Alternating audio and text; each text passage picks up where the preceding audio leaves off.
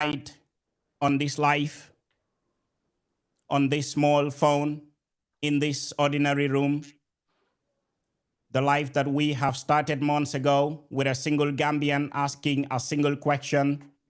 We are about to do something the Gambian football family has never done before. Well, tonight we sit down for the first time with a candidate of the presidency of the Gambia Football Federation.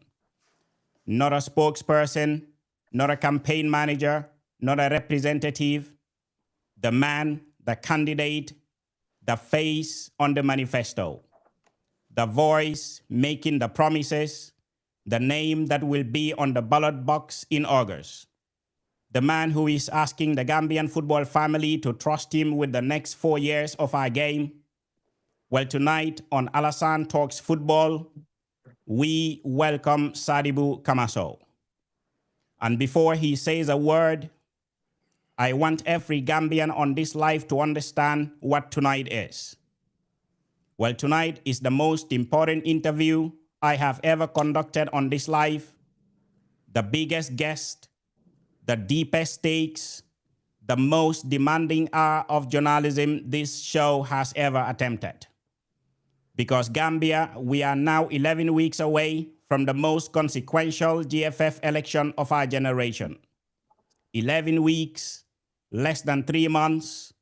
The campaigns are done with their flyers. The manifestos are landing. The whispers are loud. The country is starting to make up its mind. And in this moment, right now, the man you're about to hear from is the first candidate in this race to sit down in front of the Gambian football family. The first to put his face on this live. The first to take questions directly from the country. The first to give us his answers, not through a campaign press release, not through a friendly newspaper interview, but here on this live with me, with you tonight. Whatever the result in August, history will remember this. The first GFF candidate of 2026 to face the country directly was Sadibou Kamaso. Well, that courage deserves the country's attention. So Gambia, the man we are sitting with tonight has a 30-year story in our football. Well, let me give you just the highlights. 13 years at Hawks Football Club, 13 from Assistant General Secretary all the way up to General Secretary and Chief Executive Officer.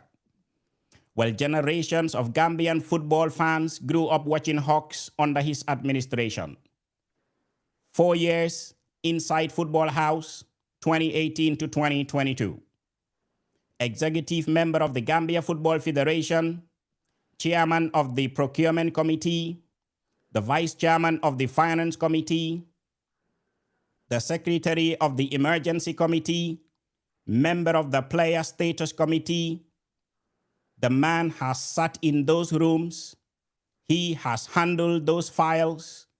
He knows where every key in Football House is kept. And there is more. He served as vice chairman of the Logistics Subcommittee of our 2021 AFCON National Coordinating Committee. When our Scorpions made history in Cameroon, he was one of the men that built the plane to fly them there.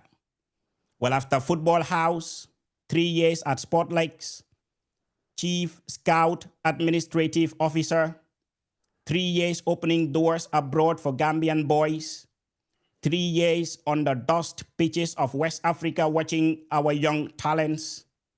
Today, Gambian players in European professional leagues carry his fingerprints on their careers. On the African football stage, invited as a guest speaker at the African Football Business Summit in Kenya in 2024, they invited him back again in 2025, this time as part of the advisory team, and Africa noticed. And outside football, a first-class degree in international relations and diplomacy from Cavendish University, a diploma in law with distinction, a UK-certified NVQ in communication and conflict management. The man has the academic foundation that few in Gambian administration can match. So when Sadibou speaks tonight, Gambia, the country is hearing from a man who has worked 30 years of Gambian football, from a Hawks office in Banjul to a summit stage in Nairobi. And Gambia, there is more. And I will put some context tonight. In 2022, just 4 years ago, Sadibou Camasso ran for the same office. He led a team called Restore Confidence. He fought a campaign, and on counting day, he lost. 25 votes for him, 51 for Lamin Kaba Bajo, a heavy defeat by any measure. Most men, after a loss like that, they leave. They go quiet, they move on, they take their bruises somewhere else and never return to the stage where they were defeated. Well, Sadibou Camasso did not leave. He stayed, he worked, he served at Sportlex, he kept his name in Gambian football, he sharpened his ideas, and 4 years later, with a new manifesto, a refined strategy, a sharper team, he is back. The same team name, Restore Confidence. But this time, with the experience of a man who has fought one campaign and lost, and lived to tell the country what he learned. Well, tonight, the comeback man sits with this life. Welcome to Alassane Talks Football. Sadibou Camasso, the Gambian football family, is listening. So Sadibou, let us start with you, the man, because the country knows the CV, the country knows the manifesto, the country does not yet know the human being behind all of that. So help us know him tonight. So number one, Sadibou, take us back. Where were you born? What kind of a home did you grow up in? Who shaped Sadibou Camasso before football ever entered your life? Thank you, Sadibou, and welcome to the show. Thank you, Alassane. First of all, I'm getting signals that we're not live on Facebook. I'm not sure what's happening, but somebody just drew my attention to say we're not live on Facebook. Yeah, that's a little bit strange. I'll just check it. What about the, I think it's just on Facebook or TikTok. No, but Facebook, I can see that we are live on Facebook, obviously, here. So, Okay. But just wait a minute. Let me check. It's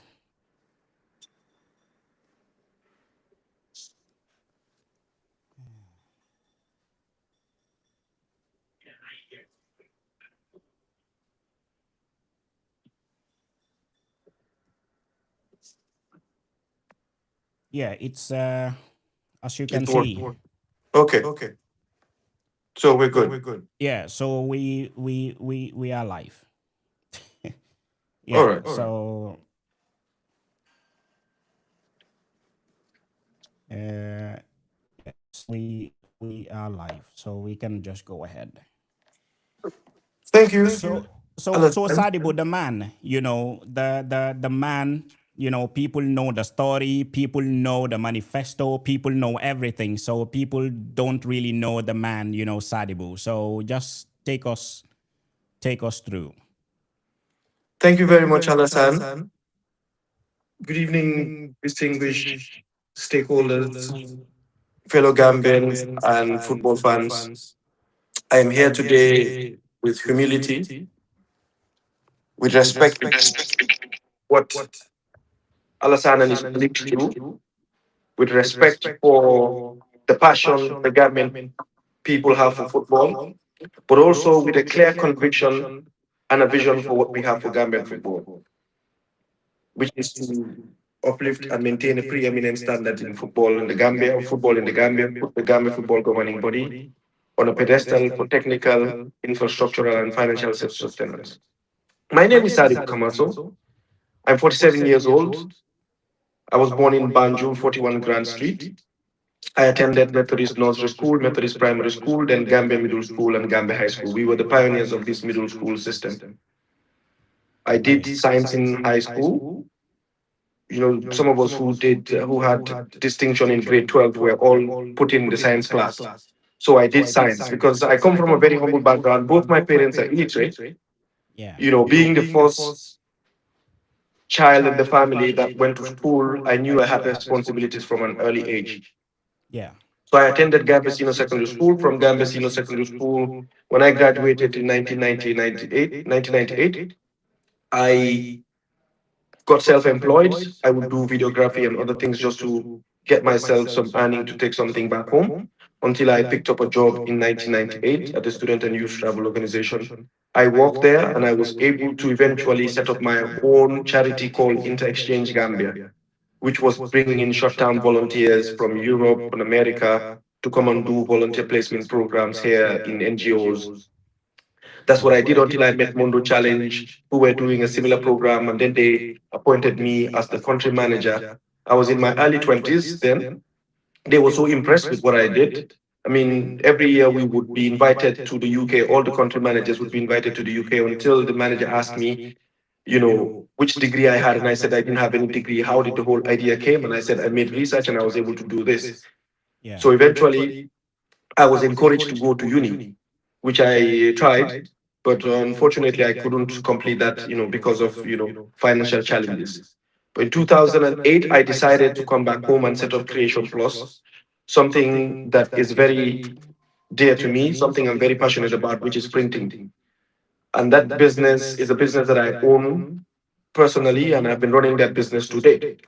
Yeah. When I came home 2008, 2009, I joined Hawks. I'm just trying to summarize this because we don't have time. Yeah. Yeah. It's okay. I It's okay. joined Hawks as assistant secretary. And after a year, I was appointed general secretary and CEO of the club. And during my tenure, you know, we oversaw a lot of transformation because it was during my time, you know, for the first time, Hawks had three different clubs. We had Hawks, Red Yeah. Hawks, and Young Hawks. Yeah. You know, we did a lot of player transfers. We had a 10-year development plan. You know, we wanted to do our own infrastructure and then do replica jerseys, merchandise sales, you know, and player marketing. So we did all of those, and I was at Hawks until 2022, Yeah. you know, when I was told my signature was withdrawn. But in 2013, I was part of the people who were attending this constitutional review when they were changing the Gambia Football Association to Gambia Football Federation when Primo Cavallo was here. Yeah. And in April 2013, the GFF constitution was adopted. Then we had the GFF. 2014, we went for elections. That same 2013, actually. I was in the Modu Musa group. We went for elections. You know, Modu Musa, who was our candidate, lost to Musa Bakebe. 2014, we went back. And that was when President Bajo came in as president. Yeah. 2018, again, then 2022, I vied for the position. But during my time as a board member of the Gambia Football Federation, which people tend to confuse. I was a board member, I was not a staff. I go Yeah. there for meetings. I don't go there every day. It's not like a 9 to 5. I have my business to run. So Yeah. when we go there for meetings, we decide what policies, what programs we want to implement, and then we give it to the secretariat staff to do. But I was also in different committees. I was chair of the procurement committee. I was in the awards committee. I was in the player status committee. I was in the finance committee. I was a member of the emergency committee.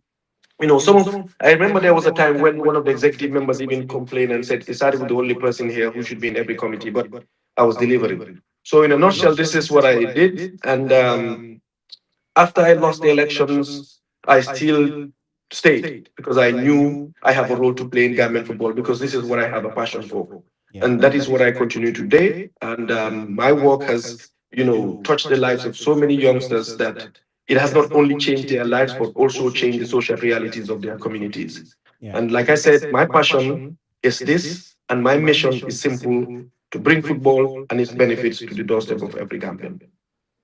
Well, amazing, Sadibu. I just wanted to know when did football first enter your story? You know, what is the moment you fell in love with this game? You know, the pitch, the match, the player, the first time it really grabbed you. You know, you were a kid like any other, you know, in the Gambia. So when did it really start, you know, to you that, you know what, this game, I am in love with it and I really want to go on with this for the rest of my life? When did it really struck you?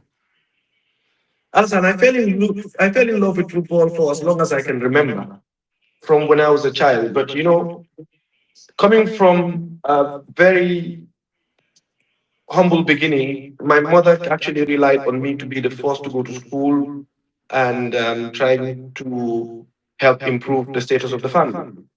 So back in the days, people don't look at football as something that was progressive. They only saw it as a sport. So I had to ensure that I was getting the top grades in school, because those who know me from primary school will tell you I was top in grades. In fact, I skipped a class, from primary two. I didn't even go to primary three. I went to four. And I think from four, they wanted to skip me again. My mom was like, no, no, no, this is too fast. Bring him back. But I've always been involved in football.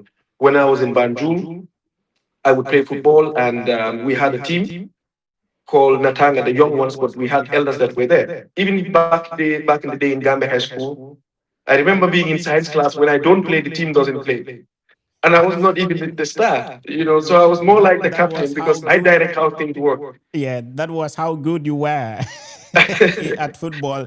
But anyway, Sadibu, you know what happened? I am receiving, some comments that on Facebook we are not live, and it's so strange, because I am watching myself on my tablet here, and it's we are live, so it's really strange. But you know what?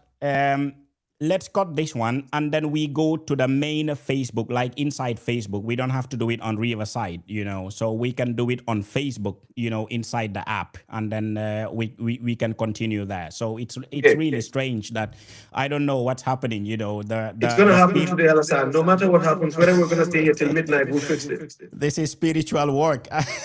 Maybe nobody wants to hear you tonight. They will Because hear me, inshallah. yeah. But you know what, Sadibu? I am going to the main Facebook app and then Okay. I will send you the link so you can Certainly. join. Certainly. Yeah. All right. Thank you. Thank you. Uh,